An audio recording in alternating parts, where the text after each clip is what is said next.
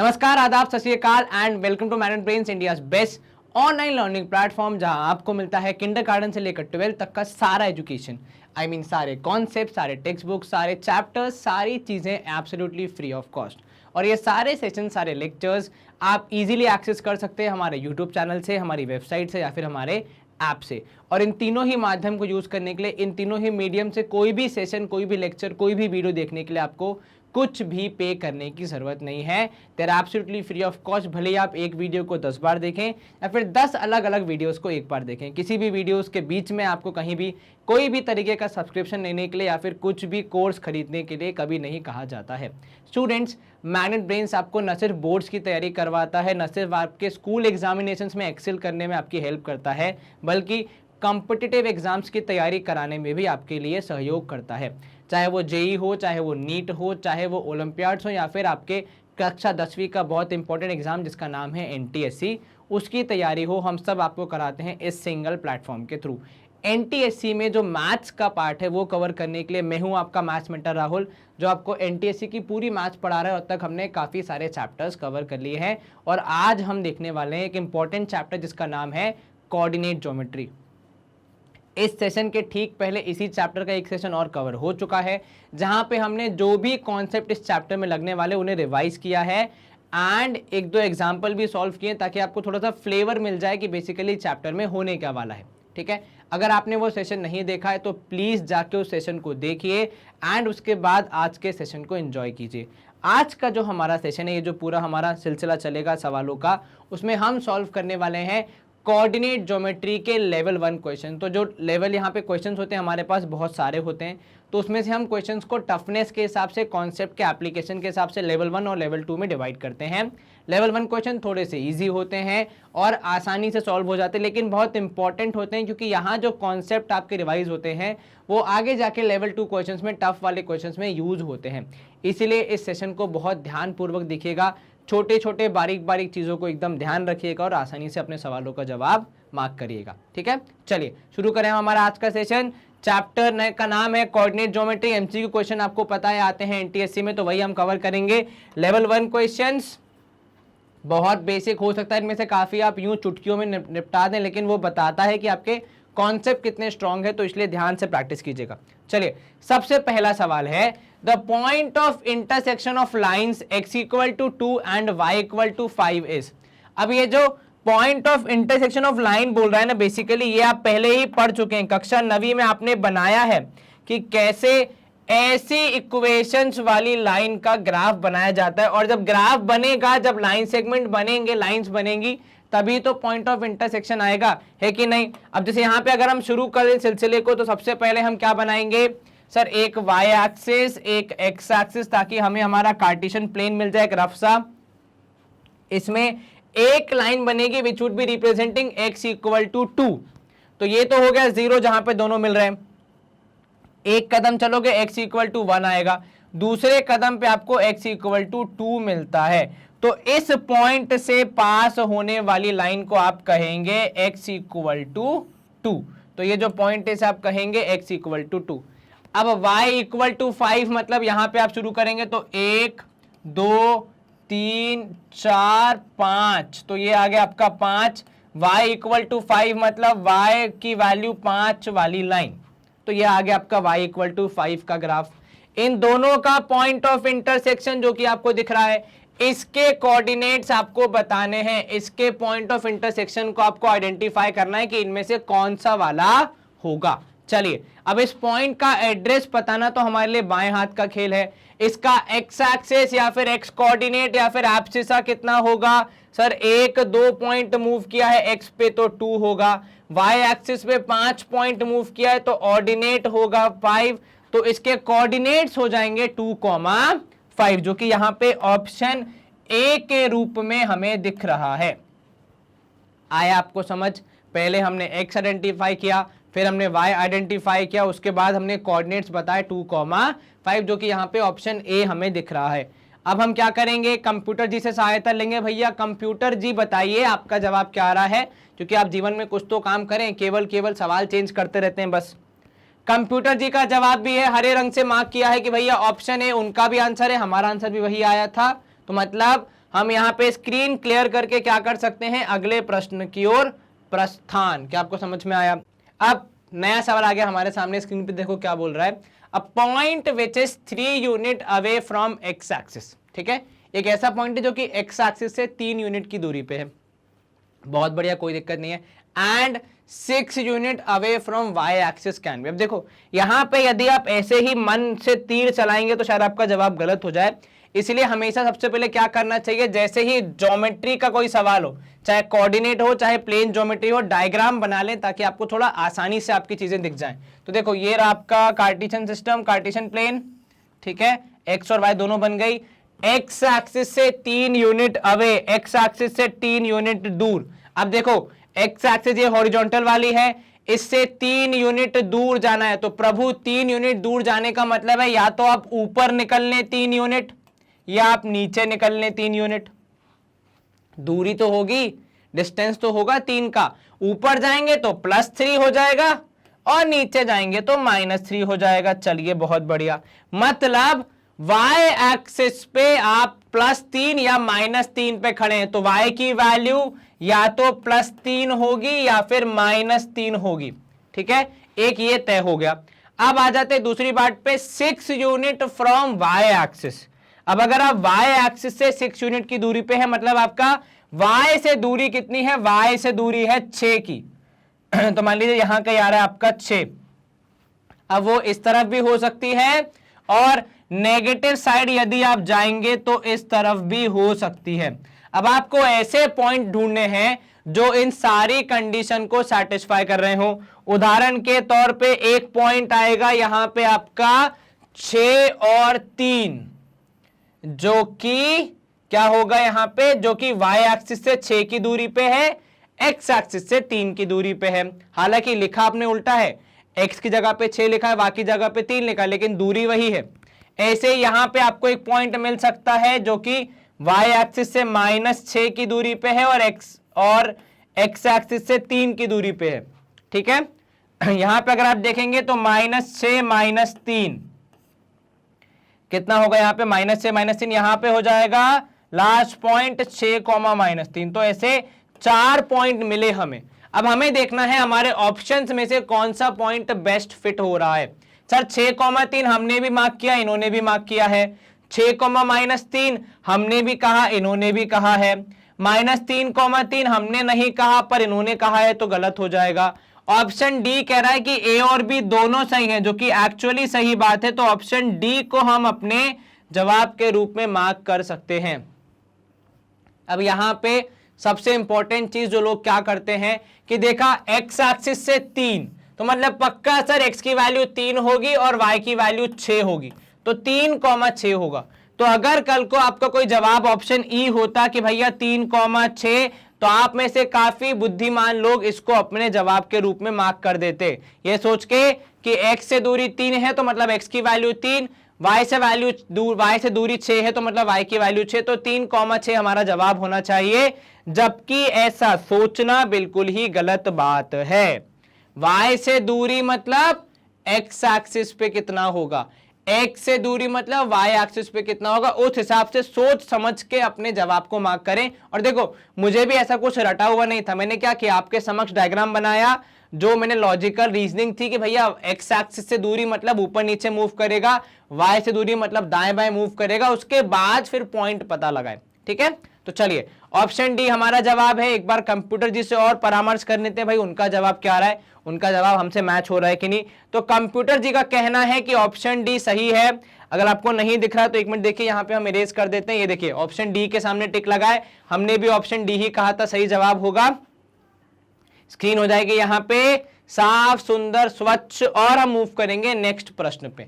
चलिए अब देखो क्या बोल रहा है, यदि a की वैल्यू है 0 से अधिक, कहने का तात्पर्य a की वैल्यू है पॉजिटिव और b की वैल्यू है 0 से नीचे, मतलब क्या है वैल्यू, नेगेटिव, तो a, -b कौन से क्वाड्रेंट में लाई करेगा।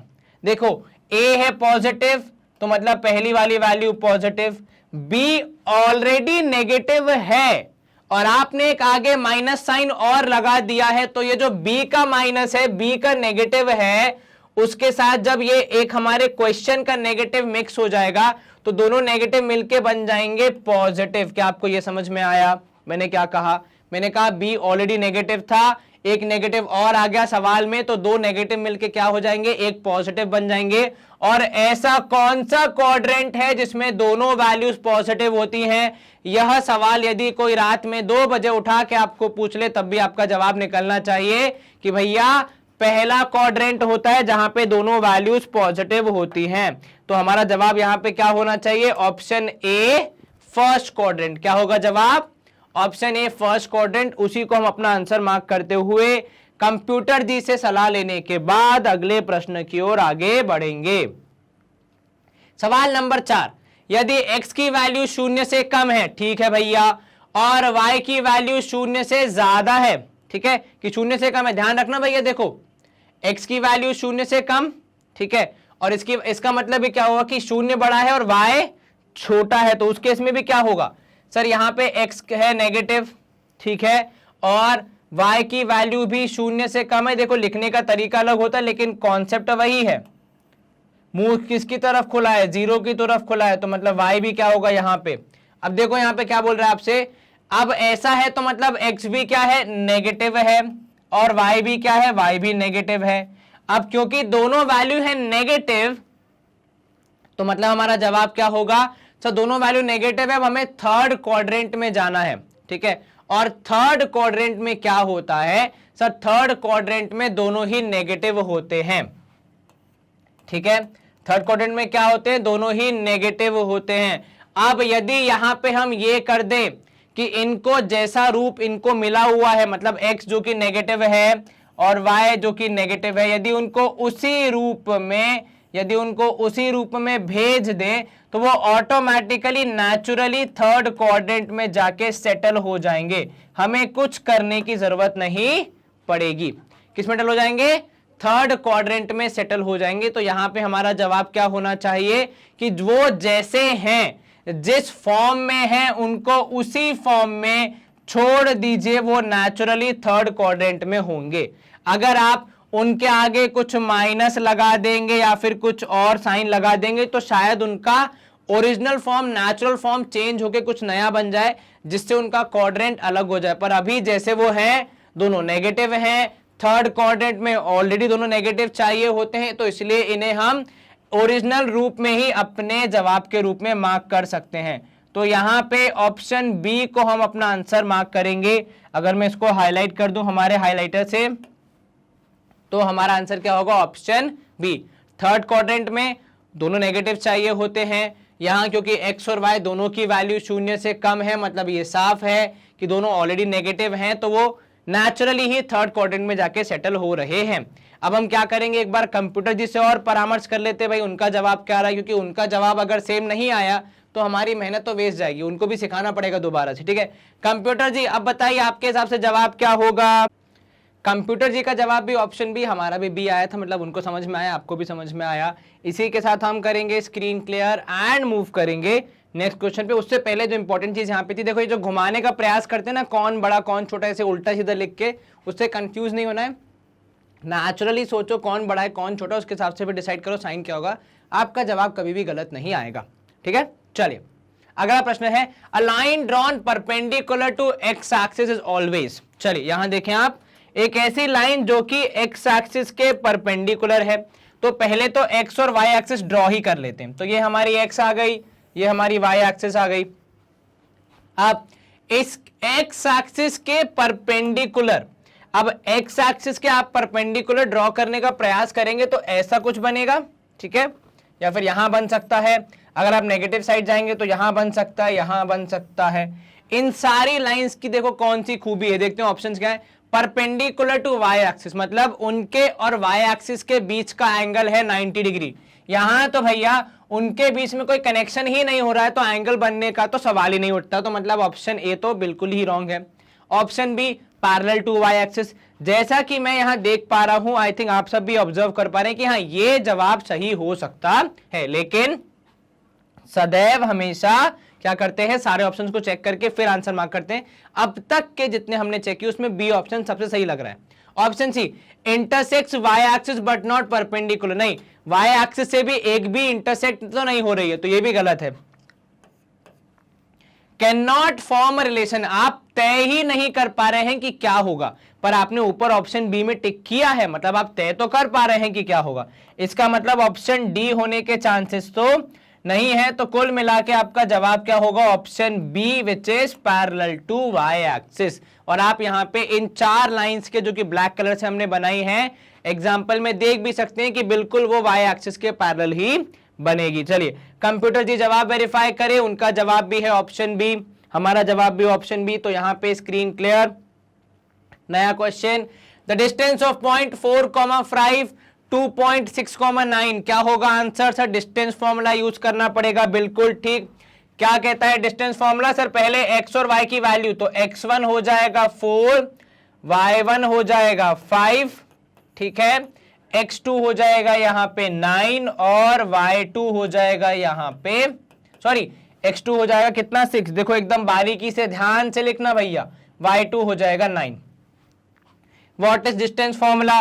सर डिस्टेंस फॉर्मूला कहता है कि d is equal to under root of x2 minus x1 का square plus y2 minus y1 का स्क्वायर करना पड़ेगा, ठीक है। चलिए d की वैल्यू लिखी आपने यहां पे, d is equal to x2 कौन सा है सर 6, तो 6 माइनस 4 का स्क्वायर प्लस 9 माइनस 5 का स्क्वायर। अब आपको इतनी प्रैक्टिस करनी है मेरे हिसाब से कि ये d का जो फॉर्मूला है डिस्टेंस का, वो आप बिना लिखे ही अपना जवाब बता सके कि सर ये अप्रोक्सीमेटली आंसर आएगा। उतनी प्रैक्टिस अगर आप कर पाएंगे तो आपके लिए बहुत ही अच्छा होगा। चलिए 6 में से 4 गया 2 बचेगा, तो 2 का स्क्वायर प्लस 9 में से 5 गया 4, तो 4 का स्क्वायर। अब 2 और 4 का स्क्वायर यदि आपको बताना पड़े तो फिर बेटा थोड़ी दिक्कत की बात है, ठीक है। 2 का स्क्वायर में से 4, 4 का स्क्वायर 16, जोड़ जाड़ क्या आएगा रूट ऑफ 20। लेकिन अगर आप ऑप्शन देखें 20 है, रूट ऑफ 20 है ही नहीं, मतलब क्या करना पड़ेगा sir? None of this mark करना पड़ेगा। अरे इतनी जल्दी क्या है भाई, देखो क्या रूट ऑफ 20 सिंप्लीफाई हो सकता है? सर रूट ऑफ 20 को लिखने का एक तरीका है 4 into 5, जिसमें 4 एक परफेक्ट स्क्वायर है तो वो रूट के बाहर आ जाएगा 2 के रूप में और 5 रह जाएगा, तो हमारा जवाब 2√5 हो सकता है। अब अगर आप में से कोई व्यक्ति रूट 20 को ना मिलने पे नन ऑफ दिस मार्क कर देता तो आपका जवाब क्या हो जाता? जी हाँ बिल्कुल, अंग्रेजी का एक बहुत सही शब्द है गलत, मतलब रॉन्ग हो जाता। इसीलिए पहले पूरा सोचें, समझें, देखें, सिंप्लीफाई करें, उसके बाद आंसर मार्क करें, ठीक है। ऑप्शन सी 2√5 कंप्यूटर जी वेरीफाई करेंगे, उनका जवाब भी है ऑप्शन सी, हरे रंग का टिक मतलब green signal for moving ahead.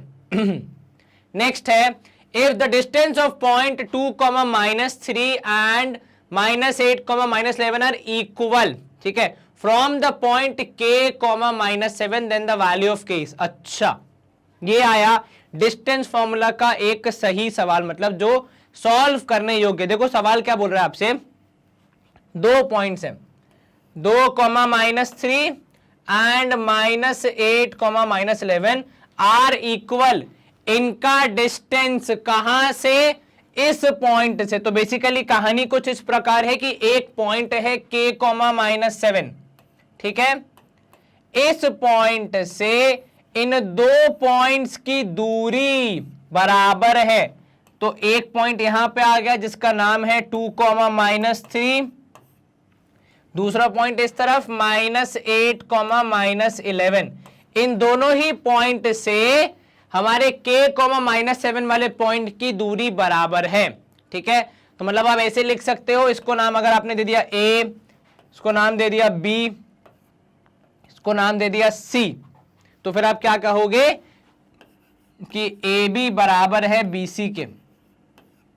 चलिए तो अब हम क्या करेंगे सर, पहले इन दोनों को निकाल लेते हैं, तो पहले AB की वैल्यू पता कर लेते हैं। भाई डिस्टेंस फॉर्मूला यूज होगा, आपने x1 मान लिया किसको? 2 को, x2 माना आपने k, ठीक है। अब क्योंकि आपने x1 पहले ही मान लिया तो y1 में चॉइस ही नहीं बचती है, -3 लिखना ही पड़ेगा, और y2 में आप करेंगे यहां पे -7।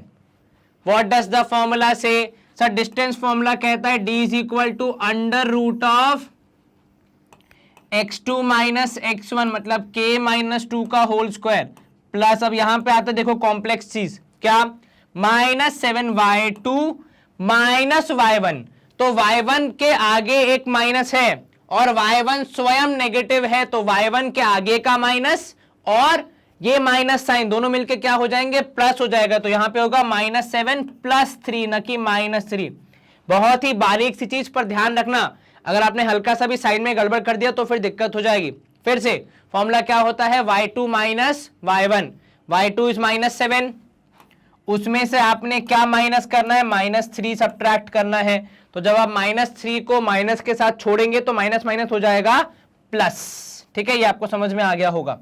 चलिए, तो यहां पे d हो जाएगा अंडर रूट ऑफ k-2 का होल स्क्वायर प्लस, अब देखो -7 प्लस 3 है मतलब -4 हो जाएगा, और -4 का स्क्वायर करोगे तो 16 हो जाएगा, तो आपके d की एक वैल्यू आ गई, d की एक वैल्यू आ गई अंडर रूट ऑफ k-2 का होल स्क्वायर प्लस 16। चलिए, अब आप चाहें तो k-2 को ओपन कर सकते हैं या फिर फिलहाल के लिए छोड़ सकते हैं, आगे जब हम इसको सॉल्व करेंगे तो हम उसको भी सही कर देंगे। अब यहां पे दूसरा पार्ट आ जाता है जो कि है किसका, BC का। BC की वैल्यूज क्या है उसके हिसाब से हम कैलकुलेशन करेंगे। चलिए, यहां पे हम आगे बढ़ाएंगे सिलसिले को, तो भैया अब आ गया BC की बारी है। BC में भी x1 कितना, x1 आपने लिखा -8, x2 लिखा आपने k के बराबर, ठीक है। यहां पे y1 होगा -11 और y2 होगा -7। अब फॉर्मूला में अगर आप वैल्यू रखेंगे तो k -8 तो मतलब k + 8 का स्क्वायर हो जाएगा, ठीक है, क्योंकि -8 के साथ तो एक अंदर का माइनस और ये स्वयं माइनस मिलके क्या हो जाएंगे, प्लस। इधर पे हो जाएगा प्लस -7 और +11। अब भैया ये क्यों प्लस हो गया, वही नियम कि माइनस था, एक और माइनस अंदर था, माइनस माइनस मिलके प्लस। चलिए, अब आपने सॉल्व किया तो k + 8 का होल स्क्वायर -7 + 11 माइनस करेंगे आएगा 4, 4 का स्क्वायर फिर से आएगा 16।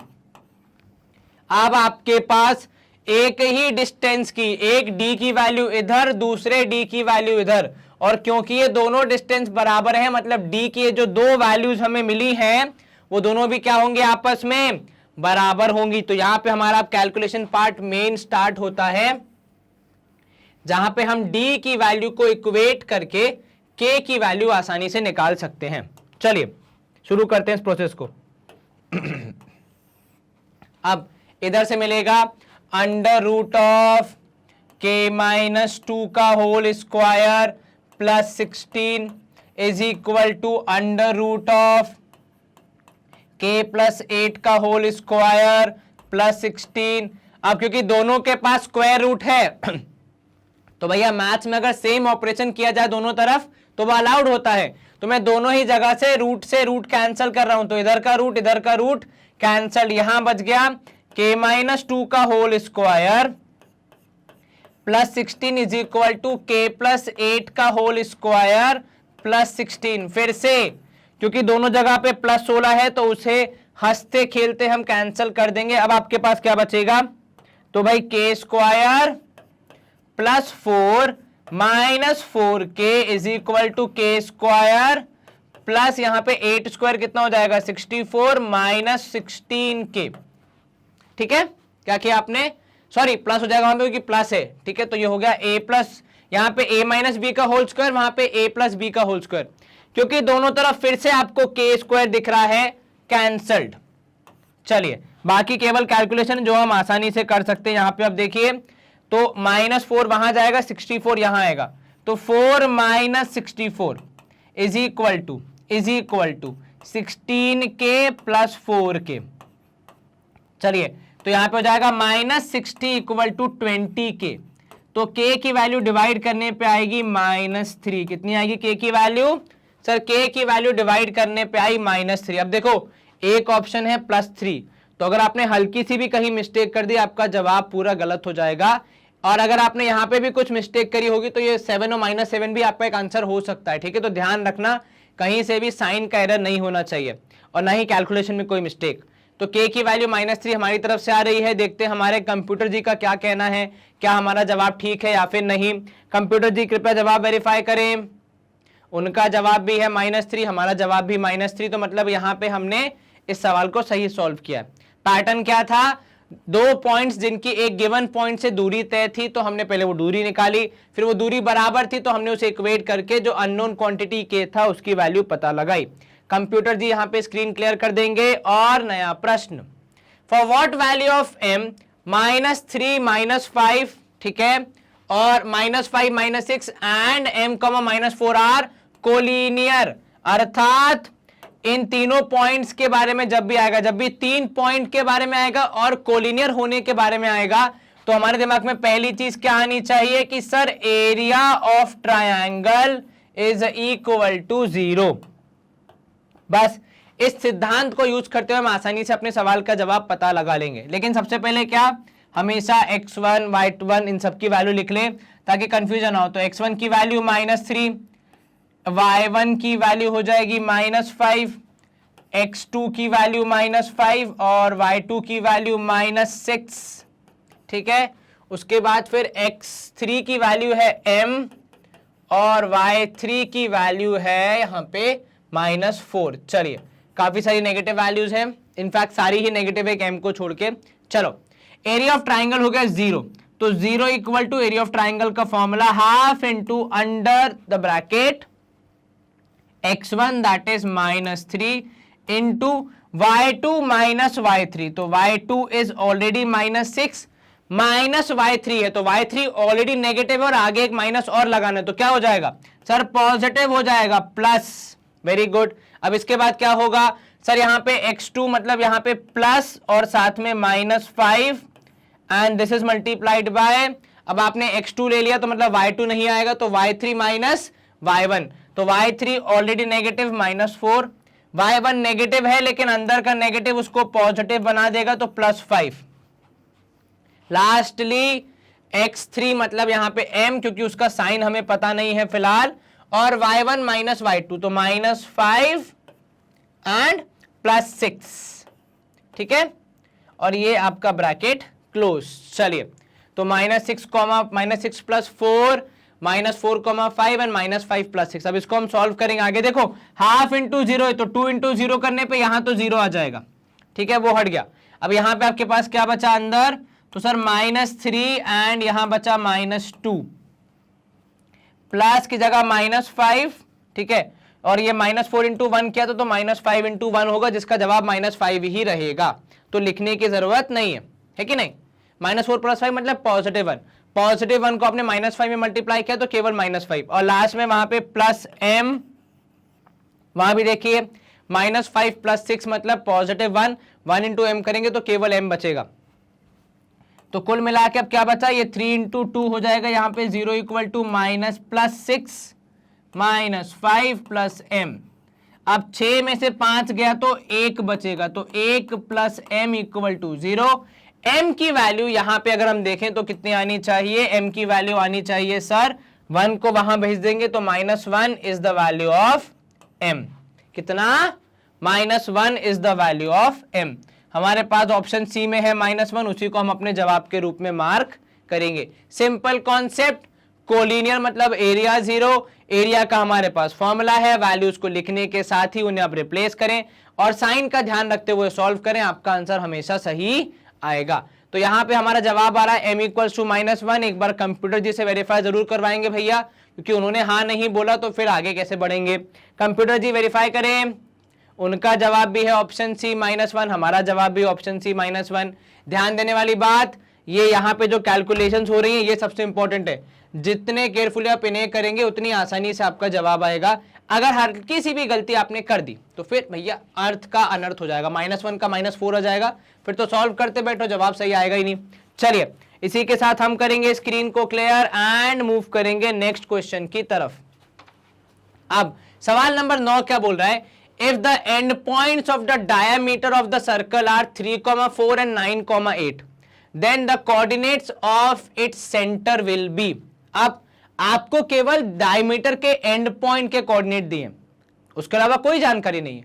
कैसे निकालेंगे आप इसके सेंटर के कोऑर्डिनेट। देखो अब यहां पे थोड़ा सा हमें दिमाग लगाना है कि इस प्रकार कि भैया जो सेंटर और डायमीटर है इनके बीच में क्या कनेक्शन हो सकता है, और खासकर कोऑर्डिनेट ज्योमेट्री के लिहाज से क्या कनेक्शन हो सकता है। ठीक है, तो देखो सबसे पहली बात तो देखो ये रहा आपका सेंटर है ना, और ये रहा आपका डायमीटर। एक पॉइंट है 3,4, दूसरा पॉइंट है 9,8। ठीक है, अब इन दोनों पॉइंट्स की यदि आप ध्यान से एकदम चर्चा करें तो देखो सेंटर से इस तरफ जाओ या उस तरफ जाओ, आपको चलना कितना पड़ेगा। सर सेंटर से यदि हम इस तरफ जाएंगे तो रेडियस की दूरी, और इस तरफ जाएंगे तो रेडियस की दूरी, मतलब दोनों तरफ बराबर डिस्टेंस है, मतलब दोनों तरफ रेशियो क्या है 1:1। मतलब जो सेंटर है वो क्या है, वो मिड पॉइंट है, और अगर सेंटर मिड पॉइंट है तो हम यहां पे सेंटर के कोऑर्डिनेट्स निकालने के लिए मिड पॉइंट फॉर्मूला यूज करने के लिए स्वतंत्र हैं कि भैया यहां तो रेशियो ऑटोमेटिकली 1:1 है, तो क्यों ना यूज किया जाए मिड पॉइंट फॉर्मूला, उससे काम कितना आसान हो जाएगा। चलिए आपके कोऑर्डिनेट्स हैं 3,4 और 9,8। ये तो ओरली होना चाहिए भैया। 3,4, 9 को जोड़ेंगे तो 3 और 9 whole divide by 2, direct application of mid point formula. 4 + 8 whole divide by 2, 12/2 मतलब 6, यहां पे 8 4 12/2 मतलब 6, तो आपका जवाब क्या होगा 6,6, जो कि ऑप्शन बी में दिख रहा है। क्या आपको ये समझ में आया। अब यहां पे इंपॉर्टेंट चीज क्या थी, ये सोच पाना कि सेंटर ऑफ द सर्कल अगर डायमीटर की नजर से देखा जाए तो मिड पॉइंट होता है, इसलिए मिड पॉइंट फॉर्मूला का सीधा एप्लीकेशन करते हुए हम अपना जवाब निकाल सकते हैं, ऑप्शन बी दैट इज 6,6। अब हम क्या करेंगे, कंप्यूटर जी से परामर्श, उनकी सलाह, क्या उनका जवाब भी यही आ रहा है, बिल्कुल ठीक। कंप्यूटर जी का भी कहना है कि जनाब ऑप्शन बी 6,6 बिल्कुल सही है। इसी के साथ हम करेंगे स्क्रीन को क्लियर एंड मूव करेंगे नेक्स्ट क्वेश्चन की तरफ।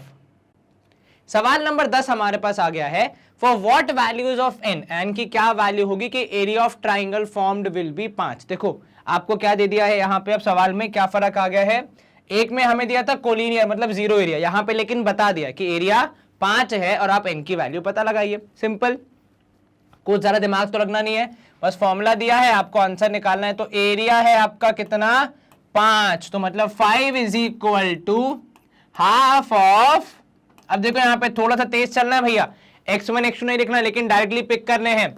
x1 मतलब 1, अब x1 लिया है तो y2 और y3 लेंगे, मतलब 5 - 2 है कि नहीं, ये रहा आपका y2, ये रहा आपका y3, प्लस कितना है यहाँ पे x2 3, तो +3, और यहाँ पे क्या होगा आप सर, अब यहाँ पे आ जाएगा y3 - y1, तो मतलब 2 - n। ध्यान रखना भैया गलती नहीं होनी चाहिए, ठीक है। फिर लास्ट में आ जाएगा +x3 जो कि यहाँ पे है -1, गलती नहीं करना है, क्योंकि अगर आपने हल्की सी भी मिस्टेक कर दी, भले ही आप 2 मिनट का समय लें यहाँ पे, लेकिन वैल्यू सही लिखें ताकि आपका कुछ भी वैल्यू में गलती ना हो। फिर कैलकुलेशन में भी इतने कोई बड़े कैलकुलेशन नहीं है कि आपसे ज्यादा बड़ी गलती हो, तो यहाँ पे अगर आपने गलती नहीं की तो फिर आप परफेक्टली सॉल्व कर पाएंगे। तो n - 5 that is y1 - y2, ठीक है। चलिए अब क्या करना है हमें, बस सर ये जो 2 था ये नीचे बोर हो जाएगा, इसको 5 के पास भेज देते, तो 5 × 2 हो जाएगा 10। चलिए यहाँ पे हाफ गायब हो गया। अब 1 × 5 - 2 इज 3, 3 × 1 इज डायरेक्टली 3 लिख रहा हूं मैं, ठीक है, प्लस 3 × 2 = 6, और 3 × -n तो मतलब -3n, ब्रैकेट के अंदर मल्टीप्लाई कर दिया। -1 × n करोगे तो -n हो जाएगा, -1 × -5 करोगे तो +5 हो जाएगा। अब तो आपके लिए सरल हो गया है, क्या करोगे बस सॉल्व करते जाना है। तो सर 10 = पहले ब्रैकेट अंदर पूरा सॉल्व कर लो, 6 और 3 9, 5 14 -4n। अब क्या करेंगे सर क्रॉस मल्टीप्लीकेशन, जिसको जहां भेजना है, तो 4n नेगेटिव से यहां आया पॉजिटिव, 14 वही है as it is, 10 positive side change किया तो नेगेटिव, तो 4n आया 4 के बराबर, तो n आ गया 4/4 दैट इज 1 के बराबर। कौन सा ऑप्शन है, option A which says that n की वैल्यू 1 होगी, हमने वही सॉल्व किया है। लेकिन एक बार अभी कंप्यूटर जी से सलाह लेना बहुत जरूरी है। हमारे घर के बुजुर्ग हैं, बहुत सालों से कंप्यूटर जी यहीं पे हैं, तो वो अगर बोलेंगे कि जवाब ठीक है तो हमें ज्यादा अच्छा फील होगा। कंप्यूटर जी जवाब वेरीफाई करें। उनका जवाब भी है ऑप्शन A1, हमारा जवाब भी ऑप्शन A1, मतलब स्क्रीन क्लियर करके अगले प्रश्न की ओर प्रस्थान। चलिए, the points 1,7, 3,3, 7, -5 form straight line, isosceles triangle, right triangle, scalene triangle. अब देखो, पहली चीज, कोई भी ट्राइंगल आइसोसेलेस होगा, स्केलाइन होगा या फिर राइट होगा, ये डिपेंड करता है उसके साइड्स के मेजरमेंट पे, ठीक है। क्योंकि अगर आपकी दो साइड्स की वैल्यू बराबर आ गई मतलब आप आइसोसेलेस हो। अगर आपके दो की वैल्यू, तीनों की वैल्यू अलग अलग आ रही मतलब आप क्या हो, मतलब आप स्केलाइन हो। अगर राइट ट्राइंगल हो तो पाइथागोरस लग जाएगा। लेकिन सबसे पहले आप ट्राइंगल हो कि नहीं हो वो डिसाइड करना पड़ेगा, और वो डिसाइड करने के लिए आपको क्या चाहिए होता है कि सर ट्राइंगल का कुछ तो एरिया आना चाहिए। तो अगर आपका एरिया ही 0 आ गया, अगर आपका एरिया ही 0 आ गया तो जवाब क्या होगा कि तीनों पॉइंट्स क्या हैं, कोलिनियर हैं, अर्थात एक ही सीधी पट्टिका पे लाए कर रहे हैं। तो हमारा पहला कैलकुलेशन यही होगा कि क्या एरिया 0 आ रहा है, और यदि एरिया 0 आ जाएगा तो हम सीधे सीधे आंसर क्या मार्क कर देंगे, स्ट्रेट लाइन। पर यदि एरिया 0 नहीं आया तो फिर हम तीनों साइड्स का डिस्टेंस निकाल के, डिस्टेंस फॉर्मूला यूज करके यह पता लगाएंगे कि क्या वो आइसोसेलेस है या स्केलाइन है या फिर राइट ट्राइंगल है, ठीक है। चलिए, area 0 is the first question that we have to answer. तो area would be half of, in a bracket, x1 that is 1 into y2 minus y3, तो मतलब 3, और माइनस ऑफ -5 तो मतलब प्लस हो जाएगा। तो 3 और 5 कितना हो गया, 8 हो गया। दूसरी बात, फिर सेकेंड आएगा प्लस x2 मतलब 3 इंटू यहां पे हो जाएगा -5 -7, ठीक है, -5 -7, और लास्ट में +7 दैट इज x3, है ना। कितना बचेगा सर, 7 - 3, चलिए ठीक है, दैट इज 4 हो जाएगा, वो तो हम कैलकुलेट कर लेंगे। अब यहां पे आप देखें, एक बार दोबारा चेक कर लें, 137 137, 3 -5 माइनस प्लस, -5 -7, बिल्कुल बढ़िया, और 7 में से 3 गया, ठीक है। चलिए, तो एरिया यहां पे हो जाएगा हाफ ऑफ, अंदर ब्रैकेट के यहां पे हो जाएगा 5 और 3 8, 8 इंटू 1 करने पे 8 मिलेगा, ठीक है, प्लस 3 इंटू कितना है ये सर, ये -12 मतलब -36, है ना। पर अभी से मैं मल्टीप्लाई करके लिख नहीं रहा हूं। प्लस यहां पे हो जाएगा 7 इंटू कितना, 7 - 3 इज 4। चलिए सॉल्व करके देखते हैं। अब तो ये हो जाएगा हाफ ऑफ 8 -36 प्लस 28। अब यहां पे अगर आप इसको और सॉल्व करेंगे आपको दिखेगा कि भैया 28 और 8 हो जाएगा 36 -36, और इन दोनों को जब आप सॉल्व करेंगे तो आपका आंसर आएगा 0।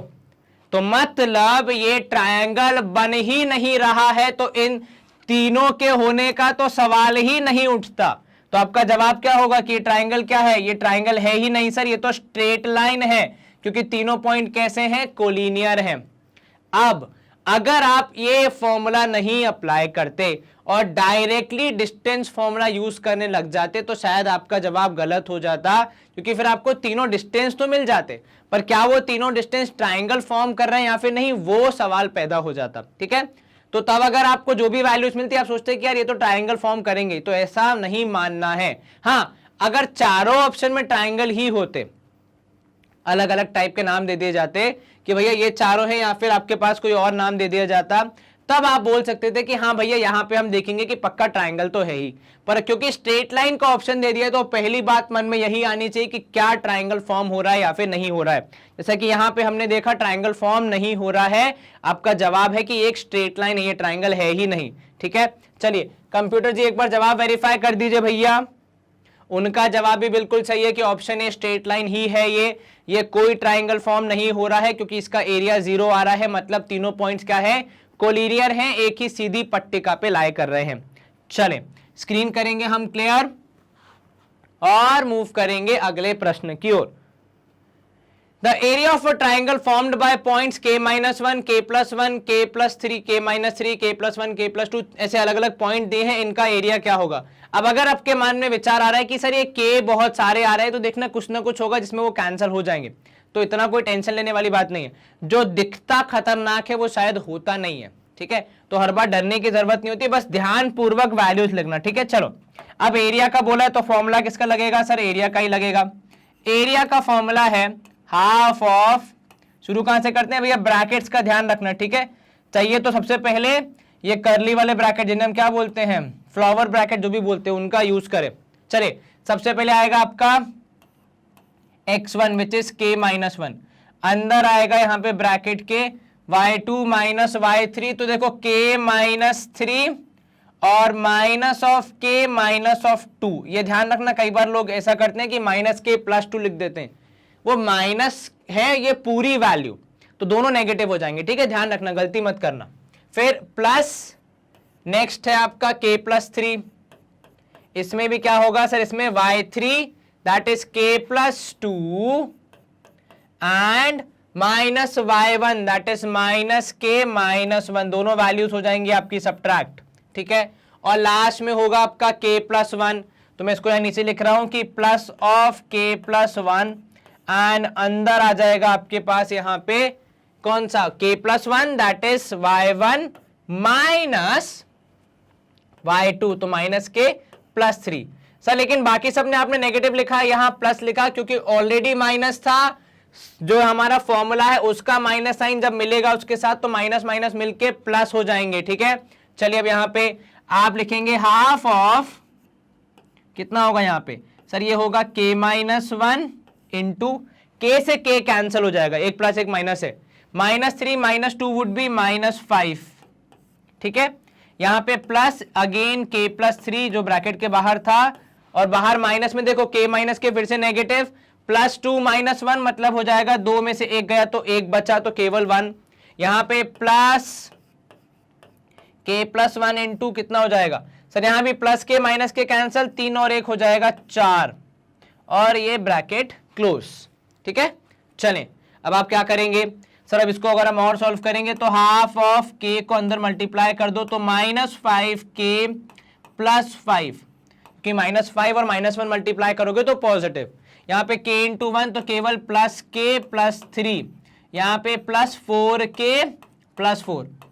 अब देखो यहाँ पे आपको साफ साफ दिख रहा होगा चीजें कैंसिल हो रही हैं, कैसे, ये चार के पॉजिटिव, पांचवा के पॉजिटिव, तो पांच के पॉजिटिव और एक पांच के नेगेटिव, तो ऑब्वियसली बात है क्या हो जाएंगे दोनों एकदम कैंसिल, तो माइनस फाइव के ये के और ये फोर के कैंसिल, बचा कितना, एक हाफ, अंदर पांच और तीन आठ, आठ और चार बारह, हाफ ऑफ 12 करेंगे तो कितना आएगा सर, 6 आएगा, तो आपका आंसर क्या होना चाहिए 6, जो कि यहां पे हमें नहीं दिख रहा है, तो हम नन ऑफ दीज को अपने आंसर के रूप में मार्क करेंगे। एक बार दोबारा देख लो कहीं कोई दिक्कत तो नहीं है, values k plus three, k minus three, ना जी सर, तो डी नन ऑफ दीज को हम अपने जवाब के रूप में मार्क कर रहे हैं, क्योंकि हमारे हिसाब से उत्तर आ रहा है कितना सर, हमारे हिसाब से उत्तर आ रहा है हमारा 6, ठीक है। एक बार वो भी मैं क्रॉस वेरीफाई कर लूं, k प्लस वन बिल्कुल ठीक है, यहाँ पे k minus three and k minus two बिल्कुल सही, k प्लस टू एंड बिल्कुल ठीक है। चलिए तो हमारा जवाब क्या आ रहा है, माइनस 6 आ रहा है पॉजिटिव में, एंड आई नो जब भी आंसर नन ऑफ दिस आता है तो हम सबके मन में थोड़ा सा ऐसे नर्वसनेस होती है कि नन ऑफ दिस सही है कि नहीं है, तो वो बिल्कुल नेचुरल बिहेवियर है, बिल्कुल उसको ये ना सोचें कि ऐसे कैसे हो सकता है, थोड़ा बहुत हमें भी लगता है, हम भी दोबारा चेक करते हैं कि आंसर नन ऑफ दिस आ रहा है या फिर नहीं आ रहा है, पर अगर चेक करने के बावजूद आपको लग रहा है कि नन ऑफ दिस है तो बिल्कुल मार्क करें, ठीक है। चलिए कंप्यूटर जी एक बार हमारा ये वाला जवाब भी वेरीफाई कर दें, देखिए उनका जवाब क्या आता है, कंप्यूटर जी का जवाब भी है option D none of this, मतलब हमारा सवाल सही सॉल्व किया है हमने, और जो ऑप्शन उन्होंने दिए थे उनमें से एक भी ऑप्शन हमारे वाले में फिट नहीं हो रहा है, तो हम अपना आंसर 6 मार्क करके, मतलब नन ऑफ दिस मार्क करके स्क्रीन क्लियर करके, अगर आपको इसका स्क्रीनशॉट लेना हो क्योंकि बहुत सारे कैलकुलेशन थे तो मैं थोड़ा सा साइड हट जाता हूं, ये लीजिए आपके लिए स्क्रीनशॉट के लिए पूरा मैदान खाली, अब तो मैं क्लियर करके आगे बढ़ सकता हूं। नया प्रश्न है, प्रश्न क्रमांक 13, जो क्या बोल रहा है, the coordinate of a point which divides the line segment A B, देखो अब यहां पे सबसे इंपॉर्टेंट क्या है, डिवीजन बोल दिया मतलब आपको पता होना चाहिए कौन सा फॉर्मूला यूज होगा। कौन सा फॉर्मूला यूज होगा? बिल्कुल ठीक, सेक्शन फॉर्मूला। ठीक है, उसके बाद सेकंड क्या इंपॉर्टेंट है? कोऑर्डिनेट्स बहुत इंपॉर्टेंट है, ए और बी। थर्ड चीज जो इंपॉर्टेंट है वो रेशियो इंपॉर्टेंट है। फोर्थ चीज जो इंपॉर्टेंट है वो ये कि इंटरनली कर रहे हैं जनाब कि एक्सटर्नली कर रहे हैं, क्योंकि दोनों में फॉर्मूला अलग अलग है, आपको अच्छे से ज्ञात है। तो इन सारे पॉइंट्स को ध्यान में रखते हुए अपने सवाल को सॉल्व करें। ठीक है, चले अब यहां पे हम निकाल लेते हैं x1, तो x1 आएगा 2, x2 आ जाएगा 3, y1 आ जाएगा यहां पे 1 और y2 आ जाएगा 5। और क्या चाहिए आपको? सर और हमें चाहिए m1 m2, तो m1 is 2, m2 is 3। Formula, sir formula है सेक्शन फॉर्मूला कि यदि आपको x निकालना है, जो कि यहां पे कोऑर्डिनेट ऑफ द पॉइंट है जिसको हम x बोलते हैं, वो होता है x2 y1 sorry m1 x2, या फिर आप कैसे भी लिखें m2 x1 लिखें, एक ही बात है। तो m1 that is 2, x2 that is 3 plus m2 that is 3 and x1 that is 2 divide divide by 2 plus 3। चलिए इंटरनली इसलिए प्लस हुआ है वरना माइनस होता। एक बार दोबारा चेक कर लो, m1 x2 2 into 3, m2 x1 3 into 2। ठीक है, परफेक्ट है। अब यहां पे लगे हाथ y भी लिख देते हैं, तो भैया y हो जाएगा m1 y2, तो मतलब 2 इंटू 5, और m2 that is 3 into y1 that is 1 whole divide by 2 plus 3। चलिए अब यहां पे x equal to 3 3 2 6, 3 2 6 whole divide by 5 मतलब 12/5। ठीक है, इधर पे y हो जाएगा 5 और 2 10, तो 5 2 10 प्लस 3 होल डिवाइड बाय 5, तो मतलब 13/5 और x की वैल्यू है 12/5। क्या ऐसा ऑप्शन है हमारे पास? बिल्कुल है। ऐसे विचित्र ऑप्शन कई बार सेक्शन फॉर्मूला में आते हैं, 12/5 और 13/5, जो कि यहाँ पे ऑप्शन बी के रूप में हमें दिख रहा है। क्या आपको ये समझ में आया? इंपॉर्टेंट चीजें जो नोट करनी थी कि डिवाइड कर रहा है मतलब सेक्शन फॉर्मूला है, ए और बी पॉइंट दिए हैं मतलब x1 x2 y1 y2 मिल जाएगा, रेशियो दिया है मतलब m1 m2 मिल जाएगा, और इंटरनली दिया है मतलब कौन सा फॉर्मूला यूज करना है इसका हिंट मिल जाएगा, क्योंकि सेक्शन में भी दो फॉर्मूला है ना, एक इंटरनली वाला एक एक्सटर्नली वाला, तो वो आपको सारे हिंट सवाल से मिल रहे हैं, तो फिर आप आसानी से अपने सवाल का जवाब बता सकते हैं। कंप्यूटर जी आप भी बताइए आपका जवाब क्या आया? हमारे जैसा आया कि कुछ अलग आया है? ऑप्शन बी कंप्यूटर जी का भी जवाब है, हमारा भी जवाब है। तो हम यहां पे करेंगे स्क्रीन को क्लियर, ऑप्शन बी को मार्क करके एंड मूव करेंगे नेक्स्ट क्वेश्चन की तरफ। अरे ऑप्शन बी मार्क हो गया। अगला प्रश्न यहां पे हमारे समक्ष आ चुका है, which of the following coordinate of point C divides P Q, जो यहां पे दिया है पी और क्यू। देखो डिवाइड्स मतलब हिंट क्या क्या मिल रहा है, डिवाइड मतलब सेक्शन फॉर्मूला, अच्छे से लिख देना भैया, मेरा पेन यहां पे थोड़ा डाइटिंग पे चला गया, ये दो SF। चलिए और क्या, सब P और Q के कोऑर्डिनेट्स, वेरी गुड। और क्या, रेशियो, और एक्सटर्नली मतलब कौन सा फॉर्मूला यूज करना है इसका इशारा। चलिए वैल्यूज लिखने से स्टार्ट करते हैं। तो x1 is -1, x2 is -2, sign का ध्यान रखना नेगेटिव है यहां पे, y1 is 2 positive and y2 is 1 negative मतलब -1, m1 m2, तो m1 is 3 and m2 is 2। Externally बोल रहा है मतलब दूसरा वाला फॉर्मूला जिसमें x is equal to m1 x2 होता है, तो 3 into -2 that is m1 x2 minus minus क्या होगा m2 x1, तो 2 इंटू -1 एंड नीचे क्या होगा, नीचे वही सर m1 प्लस m2 होता, अगर इंटरनल होता, तो एक्सटर्नल है तो माइनस होगा भैया, ध्यान रखना, बाद में बोलना नहीं कि सर आपने बताया नहीं, भाई मैंने पहले से बता दिया, ठीक है, इस बात का विशेष ध्यान रखें। चलिए यहाँ पे हम ब्रैकेट लगा देते हैं ताकि कोई भी साइन में कंफ्यूजन ना हो। अब इसके बाद y की तरफ अगर हम देखें तो वही तरीका रहेगा, m1 y2, तो मतलब ये हो जाएगा 3 इंटू -1, ठीक है, एंड साथ में m2 y1 मतलब माइनस ऑफ कितना सर, यहाँ पे हो जाएगा 2 इंटू 2 होल डिवाइड बाय 3 -2। चलिए अब सॉल्व करेंगे इसको आप, तो x आ जाएगा यहाँ पे -6, इधर माइनस माइनस हो जाएगा +2 होल डिवाइड बाय यहाँ पे आ जाएगा 1, इधर y की जगह पे आ जाएगा 3 इंटू -1 मतलब -3, -2 इंटू 2 मतलब -4 and whole divide by 1। Solve किया आपने, -6 में से 2 गया तो -4 बचेगा, यहां y की जगह आ जाएगा -7, तो x की वैल्यू -4, y की वैल्यू -7, जो कि ऑप्शन सी में हमें साफ साफ दिख रही है। एक छोटी सी आपसे विनती, कृपया फॉर्मूला को सही पैटर्न में याद रखें। अगर आपने m2 पहले लिख दिया, m1 बाद में लिखा, तो आपकी वैल्यूज अलग अलग आ सकती हैं और आपका आंसर रॉन्ग हो सकता है। इट्स ऑलवेज m1x2 m2x1, हमेशा m1 से स्टार्ट करना। अगर आपको याद रखना तो एक ट्रिक याद रखो कि अगर ये m1 m2 नहीं होते तो फिर कहानी में दिस डिवीजन वाला कॉन्सेप्ट ही नहीं आता। तो सबसे पहले रेशियो को लेंगे और रेशियो में भी सबसे पहले कौन सा, जो पहले आया, तो m1 पहले लिया जाएगा हमेशा, m1 फिर x2, ऑब्वियस सी बात है क्योंकि 1 और 2 की पेयरिंग चलेगी। इसी के साथ हम करेंगे कंप्यूटर जी से परामर्श, उनका जवाब भी है ऑप्शन सी, हमारा जवाब भी ऑप्शन सी, मतलब यहां पे हो जाएगी स्क्रीन क्लियर एंड हम मूव करेंगे नेक्स्ट क्वेश्चन की तरफ।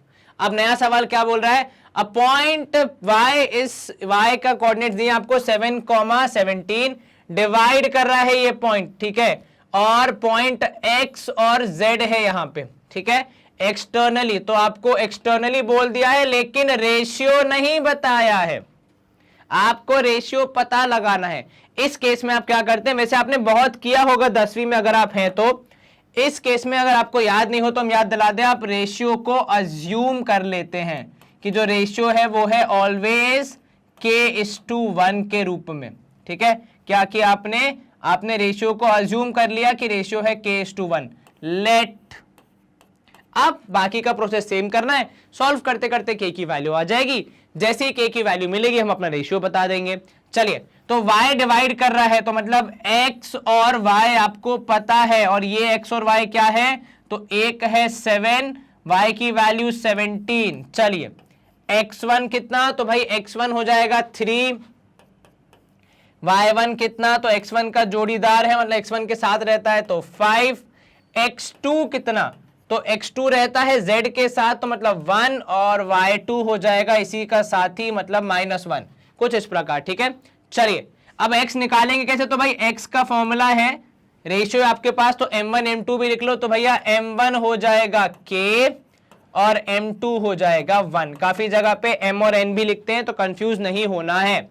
x मतलब 7 इज इक्वल टू कितना सर, m1 और y, m1 कितना होगा सर, m1 x2 है ना हमेशा, तो k इंटू 1, क्योंकि हम अभी x की बात कर रहे हैं यहां पे, तो k into 1 minus m2 x1, तो 1 इंटू 3।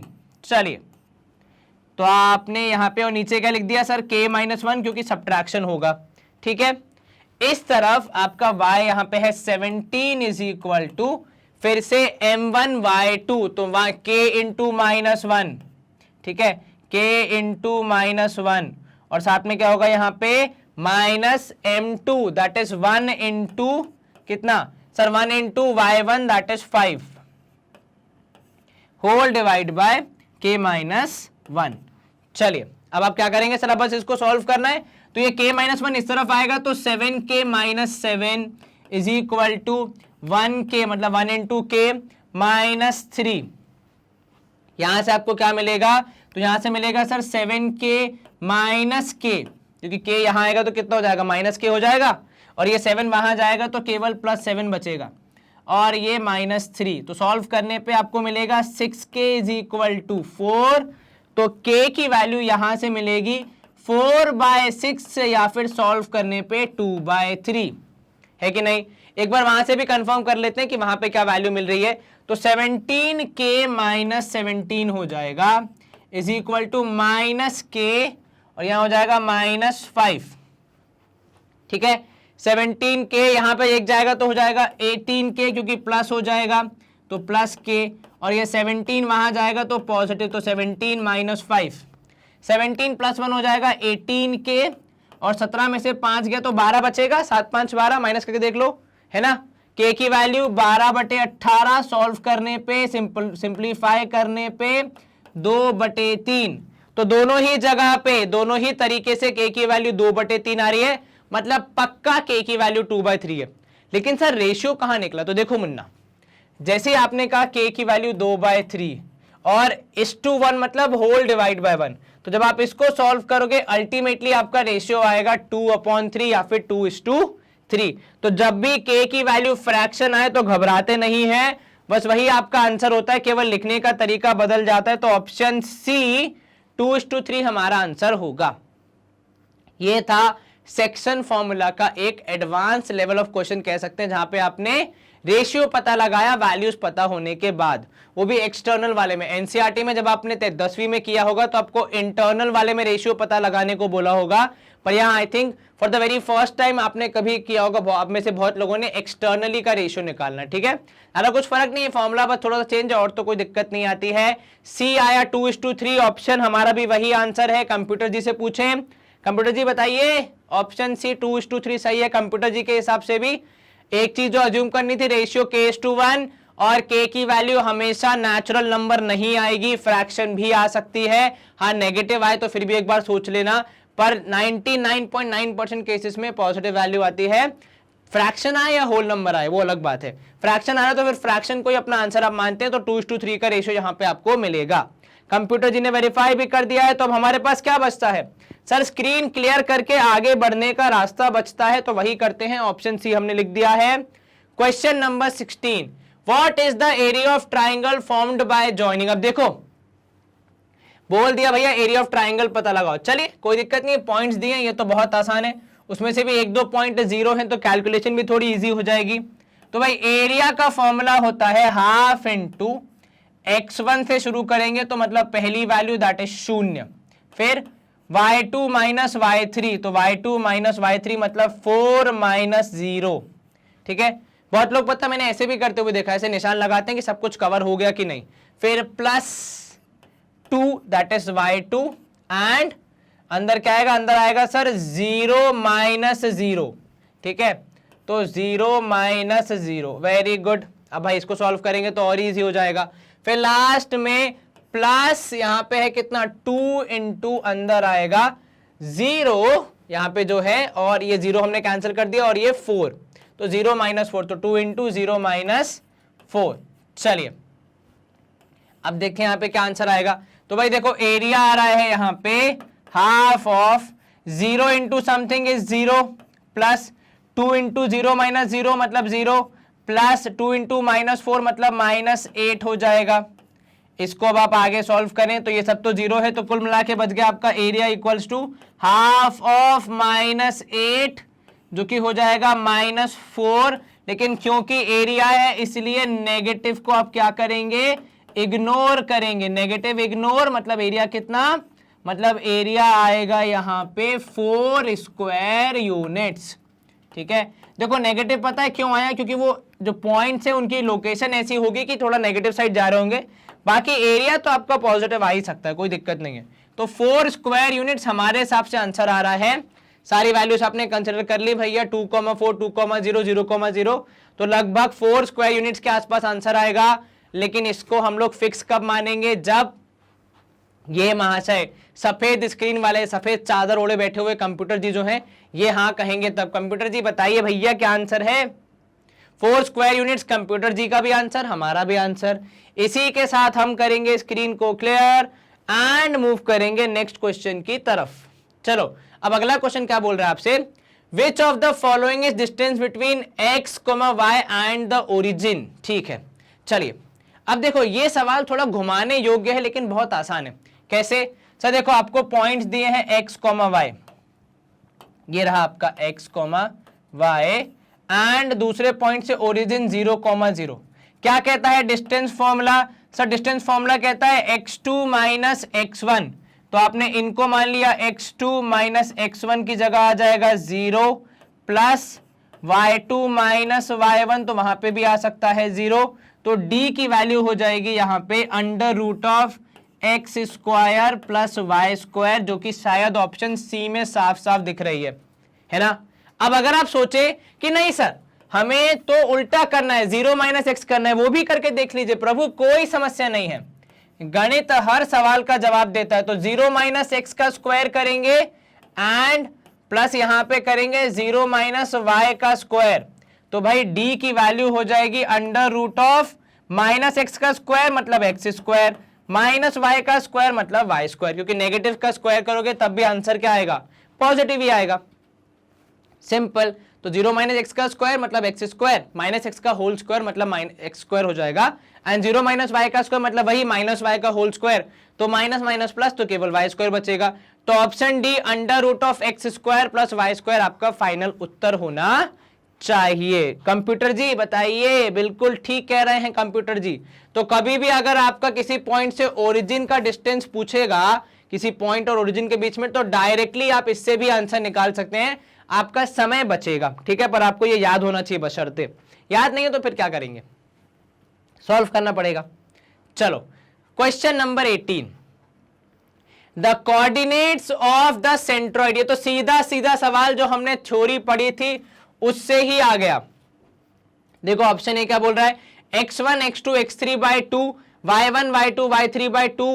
अब कंफ्यूज इंसान क्या होता है कि सर न्यूमरेटर में 2 था कि 3 था, ये याद नहीं रहा हमें। बाकी सब तो याद है कि ऐड करना था, पर न्यूमरेटर में डिनोमिनेटर में 2 था कि 3 था ये याद नहीं है। ऐसे कितने लोग हैं, ईमानदारी से बता दो कि डिनोमिनेटर में 2 रहता है कि 3 रहता है। अब देखो मन से एक आवाज आ रही होगी कि सर 3 है तो 3 होना चाहिए, पर दिन दिमाग कह रहा होगा अब तक जितने पढ़े उसमें 2 है तो 2 भी हो सकता है।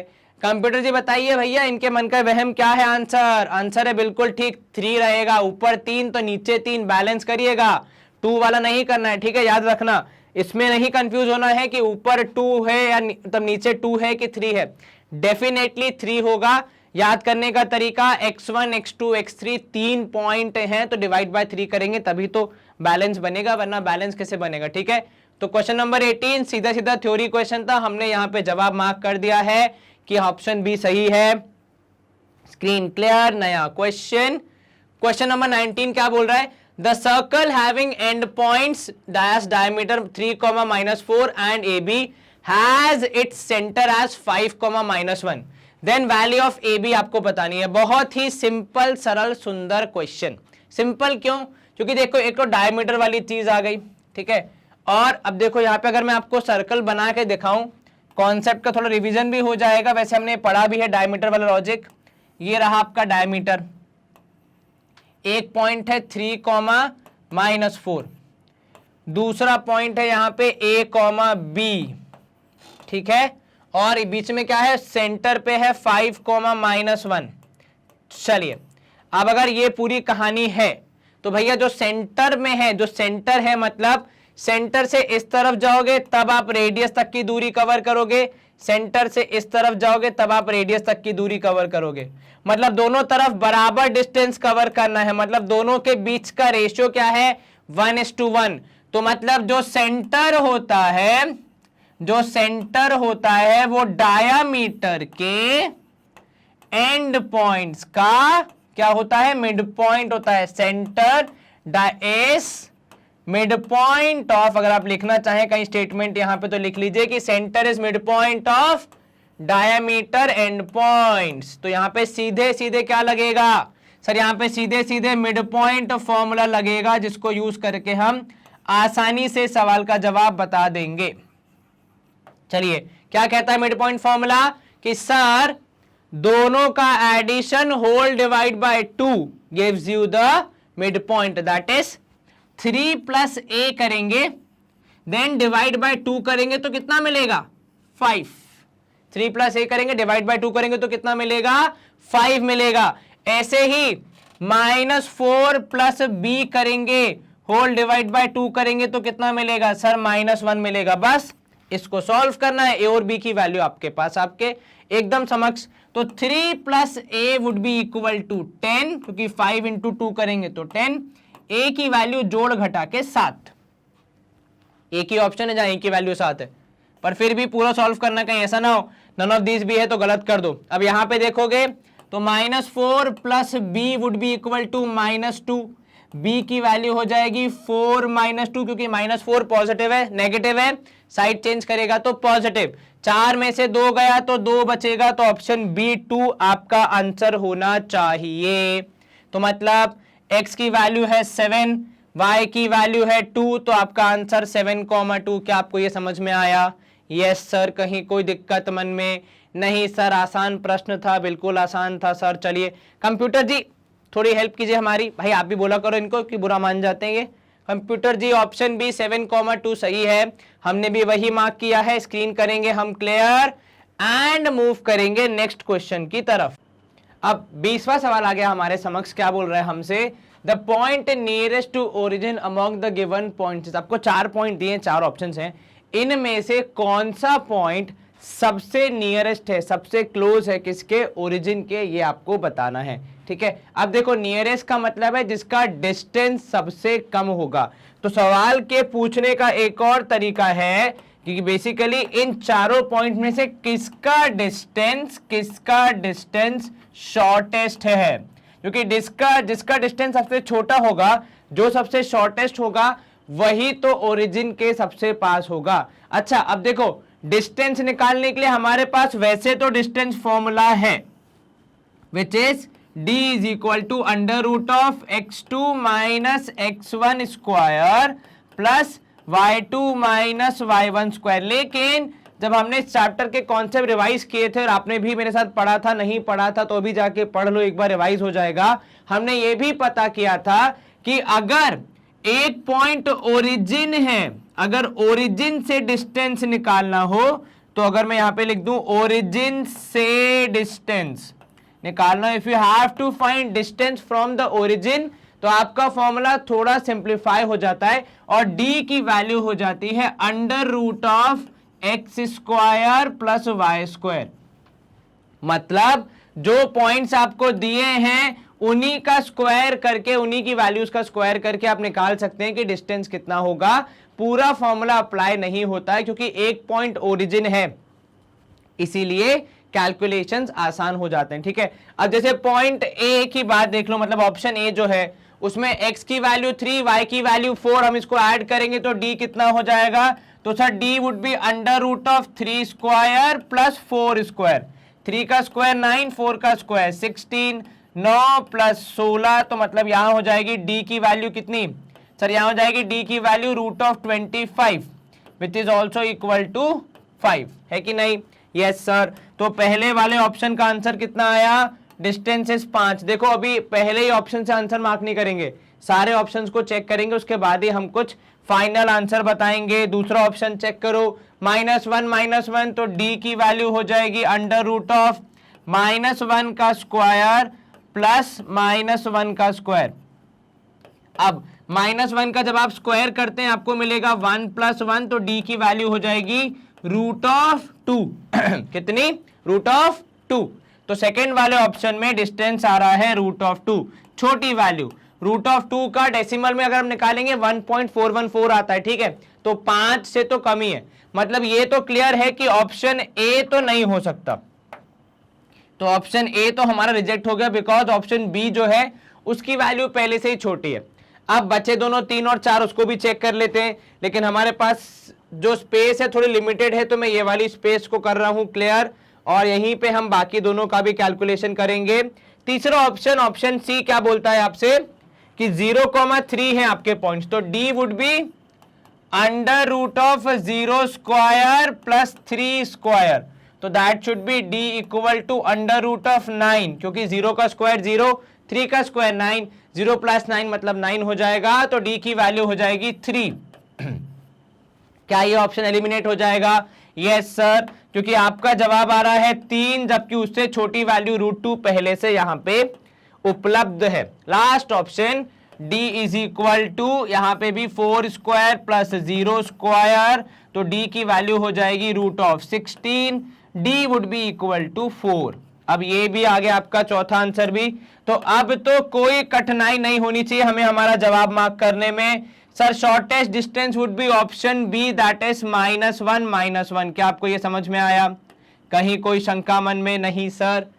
लेकिन इस सवाल को सॉल्व करने का बेसिक एजेंडा ये रिवाइज करना कि ओरिजिन से जब हम डिस्टेंस निकाल रहे हैं तो हमारा सवाल एक्चुअली इतना कॉम्प्लेक्स फॉर्मूला यूज करके नहीं सॉल्व होता, बल्कि इस सिंपल वाले फॉर्मूले से हमारा काम बन जाता है, जो कहता है कि भैया जब आप ओरिजिन से डिस्टेंस निकाल रहे हैं तो root of x square plus y square, अर्थात जो हमारा दूसरा पॉइंट है ओरिजिन के अलावा जो दूसरा पॉइंट है जिसकी वैल्यूज एक्स और वाई होंगी, जिसके कोऑर्डिनेट्स होंगे एक्स और वाई, उनका स्क्वायर करके हम निकाल सकते हैं। ठीक है, याद रहेगा। ऑप्शन क्या सर? बी -1 हमारा आंसर है, बिकॉज उसका डिस्टेंस सबसे छोटा है, केवल √2, बाकी सबका बड़ा है। देखो √2 की वैल्यू डेसिमल में 1.414 होती है और ये क्लियरली सबसे छोटी वैल्यू है। चलिए, लेकिन अभी हम आगे कैसे बढ़ेंगे? कंप्यूटर जी के परमिशन के बाद। कंप्यूटर जी ग्रीन सिग्नल दे दिया है, देखो ऑप्शन बी के आगे, मतलब screen clear. Next question, question number 21, AOBC is a rectangle. ठीक है, वेरी गुड भैया, एक रेक्टेंगल है AOBC जिसके आपको 3 ही वर्टाइसेस दिए। कौन कौन से? A O और B। ठीक है, C नहीं दिया है, और आपको इसकी डायगोनल बतानी है। अब देखो, आप में से कुछ लोग सोच रहे होंगे कि सर यहां पे हमें चारों पॉइंट दिए नहीं है तो हमें कैसे पता कौन सी डायगोनल निकालनी है? तो प्रभु दो चीजें, पहली बात तो ये 3 पॉइंट से भी आप डायगोनल निकाल सकते हैं। दूसरी बात, यहां पे अलग से स्पेसिफाई किया गया है कि जनाब ये रेक्टेंगल है, मतलब रेक्टेंगल की सारी प्रॉपर्टीज यहां पे एप्लीकेबल होंगी।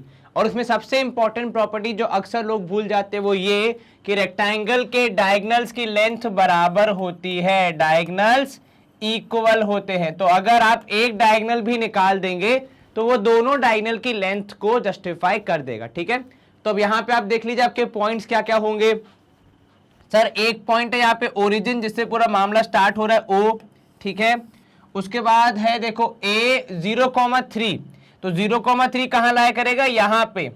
ठीक है, 0,3 जिसका नाम इन्होंने रखा है A। पॉइंट B का है 5,0, तो X पे 5, Y पे 0, तो यहां पे आएगा 5,0 पॉइंट B।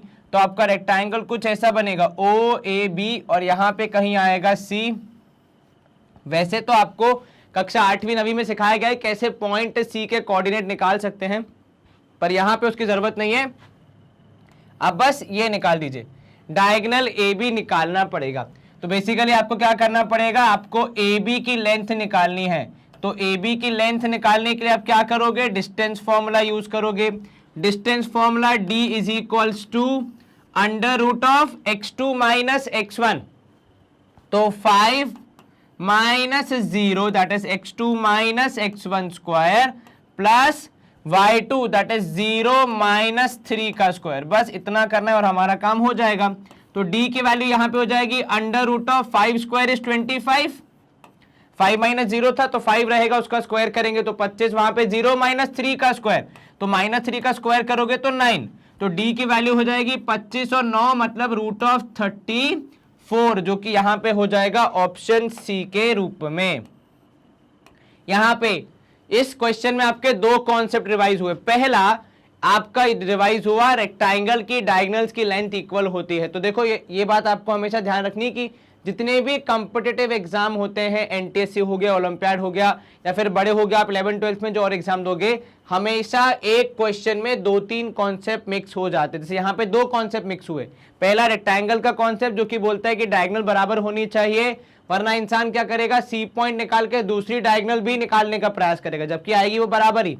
और दूसरा कि जब आपको डिस्टेंस निकालना है या लेंथ निकालनी है डायगोनल की इन कोऑर्डिनेट ज्योमेट्री, तो आप डिस्टेंस फॉर्मूला यूज करके उसे निकाल सकते हैं।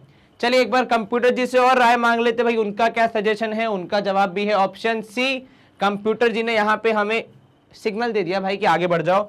चलो next question, the distance between point 0,6 and B 0,-2। ये तो भैया बिल्कुल ही आसान, सरल, सिंपल, स्वच्छ क्वेश्चन है, बहुत इजी सा है। डिस्टेंस निकालने को बोला है तो डिस्टेंस फॉर्मूला ही यूज करेंगे, जो कि है D = √of x2 - x1, तो 0 - 0 का स्क्वायर, ठीक है, प्लस अब यहां पे है -2 - 6 का स्क्वायर।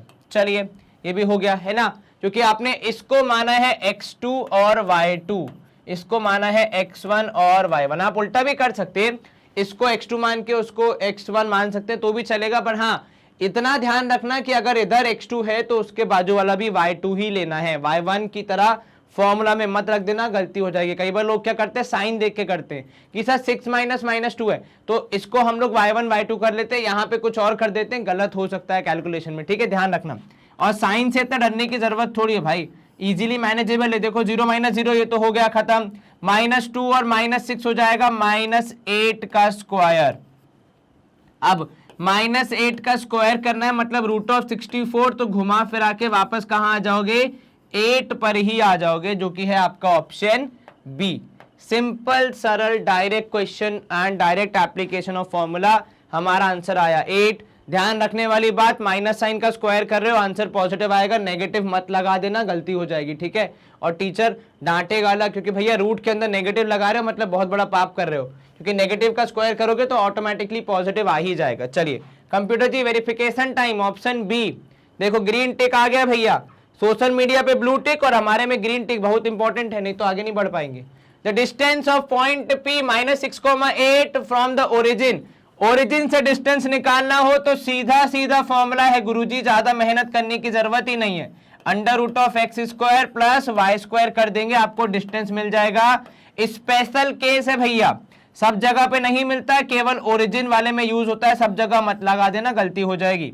-6 का स्क्वायर + 8 का स्क्वायर, इजी कैलकुलेशन, -6 का स्क्वायर हो जाएगा 36, 8 का स्क्वायर 64, दोनों को ऐड करोगे आपका आएगा √100, जो कि होता है d की वैल्यू 10, कितनी 10 यूनिट्स होनी चाहिए d की वैल्यू, जो कि है यहाँ पे ऑप्शन सी। देखो क्योंकि लिखा नहीं है कि सेंटीमीटर है कि मीटर है, तो अक्सर हम यूनिट वर्ड यूज करते हैं जब आपको नहीं पता है कि कौन सा मेजरिंग यूनिट यूज किया है, सेंटीमीटर किया है, इंच किया है, फुट किया है, मीटर किया है, तो बेटर है केवल यूनिट बोल दो, ठीक है। ऑप्शन सी 10 हमारा आंसर है, कंप्यूटर जी वेरीफाई करेंगे, देखते हैं। ऑप्शन सी कंप्यूटर जी के हिसाब से भी सही है। अच्छा कई बार लोग इसमें क्या गलती करते हैं, 8 - 6 करके 2 लिख देते हैं, भैया ऐसा नहीं करना है, प्रॉपर फॉर्मूला यूज करना है, अपने मन से नई चीजों का आविष्कार न करें, मतलब अभी पहले पूरी पढ़ाई कर लें, उसके बाद बिल्कुल साइंटिस्ट बन जाएंगे आप, तो बिल्कुल कर सकते हैं, लेकिन फिलहाल के लिए जो सिखाया गया है, जो मेथड्स हैं उन्हीं को फॉलो करें, कुछ अपने मन से गणित लगा देंगे तो गलत हो जाएगा, है ना, ध्यान रखना। चलिए स्क्रीन क्लियर, क्वेश्चन नंबर 23 समाप्त। 24th क्वेश्चन है, distance of point 0,5 and -5,0, 2 point दिए हैं, इनके बीच का डिस्टेंस निकालना है। फॉर्मूला सर फिर से वही डिस्टेंस फॉर्मूला यूज होगा, बिल्कुल ठीक, तो d would be equal to √5 - 0 का स्क्वायर प्लस यहां पे हो जाएगा 0 - 5 का स्क्वायर, ठीक है। चलो d would be equal to -5 - 0 मतलब कुल मिला के केवल -5 बचेगा और उसका स्क्वायर बचेगा, प्लस यहां पे भी 0 - 5 मतलब -5 का स्क्वायर। अब नेगेटिव का स्क्वायर करना है पर आंसर तो आएगा positive, because minus minus multiply होके प्लस हो जाएंगे, तो 25 + 25, तो d की वैल्यू हो जाएगी √50। अब जब आप √50 को सिंप्लीफाई करेंगे तो d would be equal to 25 × 2, जिसमें से 25 परफेक्ट स्क्वायर है तो बाहर आ जाएगा, √2 एज इट इज रह जाएगा, तो आपका जवाब हो जाएगा 5√2। क्या आपको ये समझ में आया, कहीं कोई दिक्कत तो नहीं? चलिए ऑप्शन बी 5√2 हमारा आंसर है, आपको भी समझ में आ गया होगा। फिर से एक बार, सही है, चलो बहुत बढ़िया, बहुत बहुत शुभकामनाएं आप सभी को। लास्ट क्वेश्चन है मोस्ट प्रोबेबली शीट का, जहां पे हम करने वाले हैं सवाल नंबर 25, जो क्या बोल रहा है, the distance of point P 2,3 from the x axis. अब देखो distance from the x axis पूछ रहा है, मेरे मन में जो पहला विचार आया वो ये आया, देखो कि पहली बात तो एक्स एक्सिस बना लेते हैं, तो ये वाई एक्सिस बन गई, ये एक्स एक्सिस बन गई, और पॉइंट चाहिए 2,3, तो जितना मेरा अनुमान कहता है 0 के बाद 1 2 1 2 3 यहां कहीं आएगा।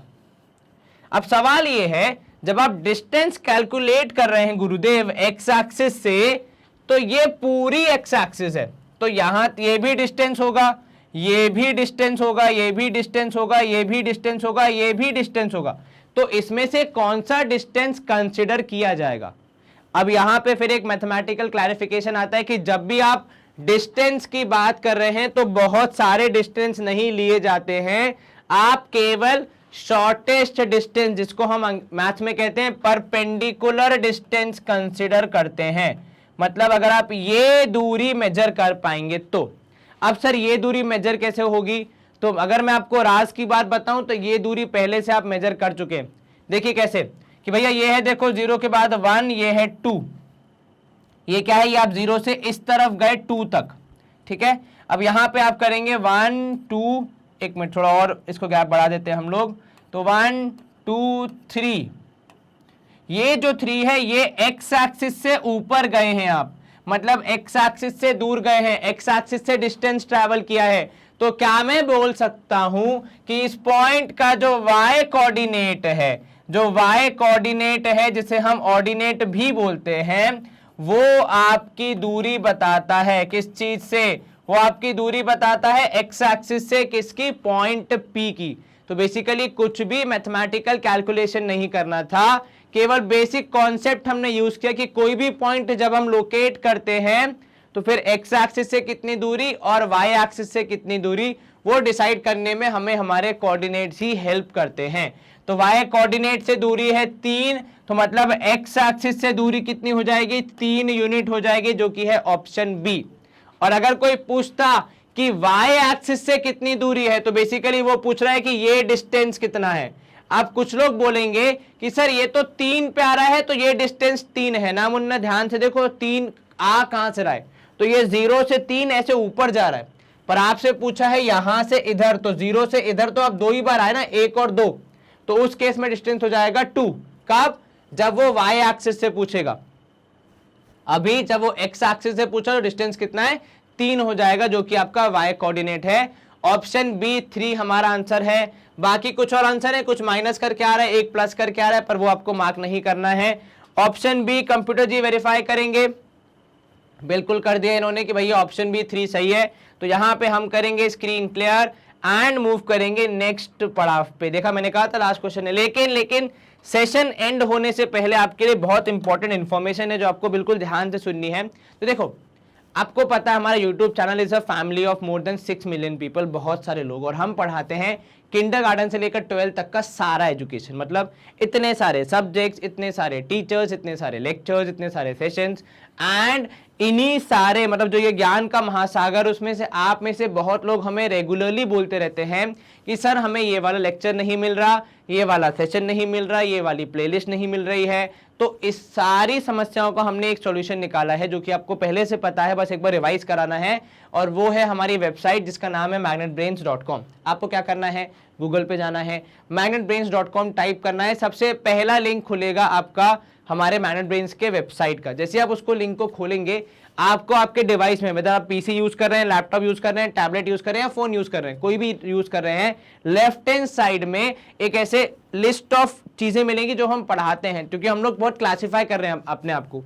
तो हमने देखो सीबीएसई इंग्लिश मीडियम के किंडरगार्टन 12th अलग कर दिया, हिंदी मीडियम अलग कर दिया, एनटीएससी ओलंपियाड सब अलग अलग कर दिया। आपको जो भी चीज पढ़नी है बस उसके टैब पे क्लिक कीजिए। जैसे आप एनटीएससी पढ़ना चाहते हैं, एनटीएससी के टैब पे आप क्लिक करेंगे तो एनटीएससी के सारे टीचर्स आपको जो भी सब्जेक्ट पढ़ाते हैं नाम और चित्र के साथ आपको यहाँ पे दिख जाते हैं।